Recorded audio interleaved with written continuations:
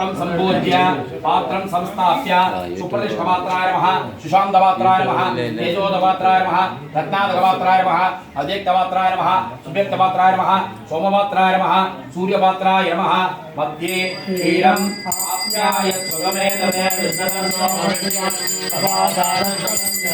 ईशानासनाय नमः ईशानमूर्ते नमः ईशानाय नमः ईशान सर्वविद्यानाम् ईश्वर सर्वभूत ब्रह्माधिपतिर्ब्रह्मणो पूर्वे दधि दधिक्राविन्नो कारणं जितं तत्पुरुषासनाय नमः तत्पुरुषमुक्ते नमः तत्पुरुषाय नमः तत्पुरुषाय विद्महे महादेवाय नमः ज्योतिरसि तेजोस्मिता नक्षत्रे परमुक्ते नमः घोराय नमः घोरेभ्यो घोरेभ्यो नमस्ते स्तुतिरूपेभ्यः ओम अघोरहृदयाय नमः ओम अघोरहृदयाय नमः उत्तरे